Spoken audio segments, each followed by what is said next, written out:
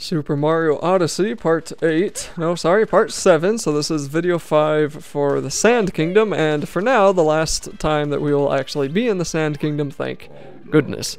Strangely, we don't actually spend, I don't think we spend 5 videos in any more kingdoms for the next several kingdoms, so at least the game will pick up a little bit. That's pretty usual for games like this. It seems pretty slow in the beginning, and then it really starts to pick up about midway until finally you get to the end. But anyway, since we finished the previous video, we have warmed up the planet, and now it is pretty darn hot, and this guy is happy that he can finally take his taxi, and this is the first time, I think, in a pretty long time we get to see a traditional looking human inside of a Mario game. And I know technically Peach and Mario and Luigi and Waluigi and Wario and all those people, I know that they're technically human, but they're not quite this human, so it is just strange having cars. And I mean, if you think about it too, it's not that weird, because the beginning of what's that game called, Luigi's Mansion 2, at the beginning of Luigi's Mansion 2, he's like in an apartment building with a TV and a cable box and everything, so that's pretty normal.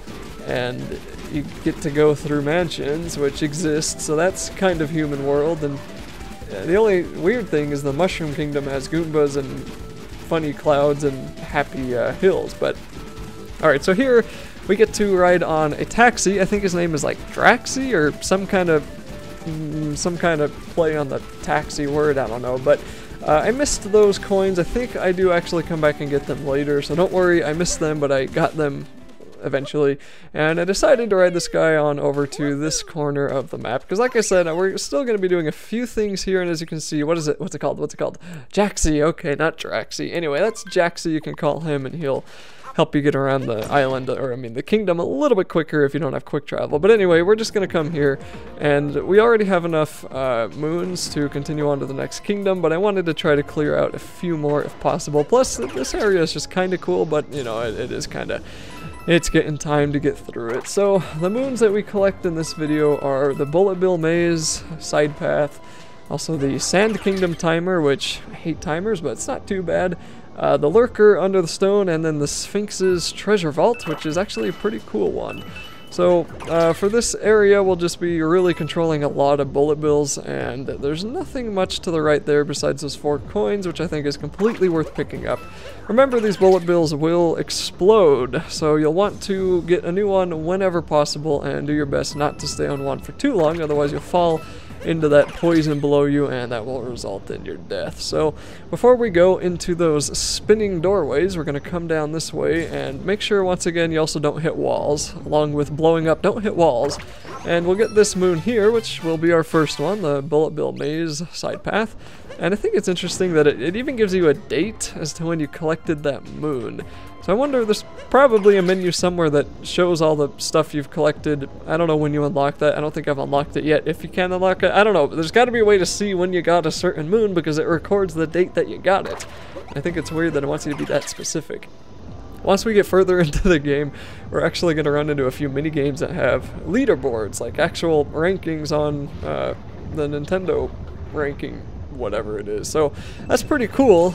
Some of those leaderboards are going to be ridiculous with how low I am on the list, but that's okay. We'll worry about that later. That's, I don't know, probably 6-7 videos from now. So that second moon isn't too bad to get. Just, again, don't get blown up by those twirling door things. And then come up here, and we'll see that there's a scarecrow-looking guy with like a pumpkin head. So we're going to throw our hat on him. And this is going to spawn, and this is actually timed, so you'll hear the clicking or the sound, the tick tick tick in the background that tells you how much time you have left. And right there is when I realized, oh, you're supposed to roll. I forgot you could roll. Yeah, I'm not going to have enough time to finish that. So don't crouch and walk like I did. You're going to want to roll through it. So just shake the Joy-Con, or I think push Z something, yeah, ZL and Y, so you can roll that way too. Then make your way up here and get Timer Challenge 1, which implies to me that there's more than one timer challenge, and I have no idea where the other ones are. Like I've said in the previous video, there's like 60 stars or 60 moons in this level, and I don't know where the last like 20 are, so I don't know. Anyway, the next one we're actually going to be going up onto the I think we're going up. Yeah, okay, we're gonna go up on top of that inverted pyramid. So of course, since this is kind of my first time recording, I'm gonna be wasting a little bit of time. I guess I could have cut this part out, but oh well, I'm lazy. And we're gonna jump onto this power line and work our way onto the top of the pyramid, and we can go this way, which is kind of a cool shortcut.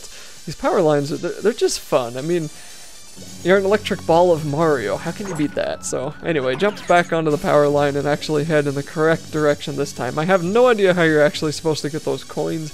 There's a guy up here that will glide if you want him to. Maybe that's one way to get him, or maybe you can do something when you're on the power line that I'm unaware of, but I don't know. So anyway, the lurker under the sand is going to be kind of on the topmost part of the bottom of this pyramid. So it's going to be up those steps, and you're going to want to catch him, throw your hat at him, and then you will get that star that he dropped. So that moon, I keep calling them stars because they should be stars.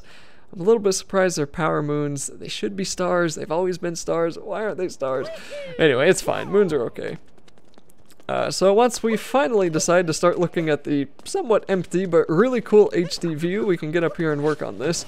And if I was a little bit smarter, I would have done this a little bit quicker than I did, but I thought, okay, throwing my hat didn't work that well. It missed like 3 times, so I'm going to see if I can cut him off and ground pound him, but you can't actually do that, so just kind of cut him off, throw your hat at it, stomp on it, and then you'll be able to get that power moon. Final one will be the Sphinx's treasure vault, which I think I sort of accidentally run into. So like I said, there is a guy that you can, of course this is a way to get back into the pyramid if you so desire, but there's a guy you can talk to, and I think we run into him up here. Man, I guess we don't run into him up here.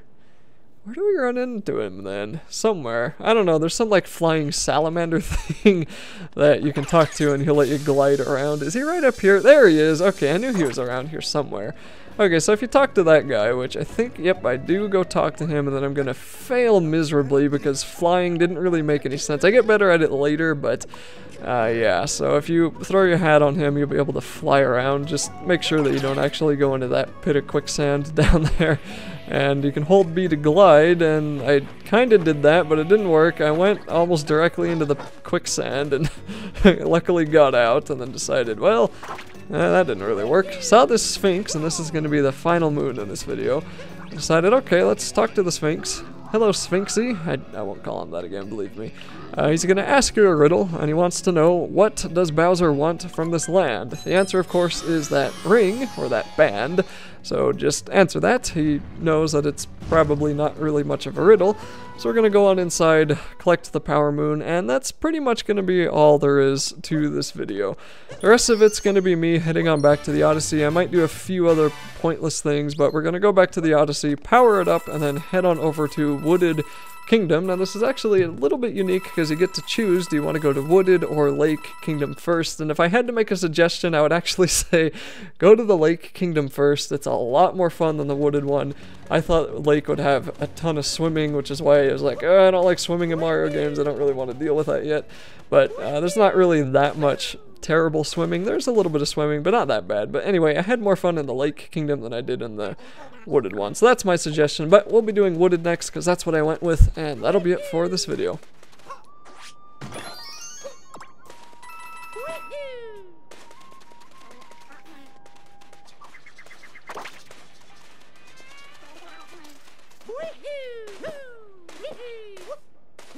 Woohoo!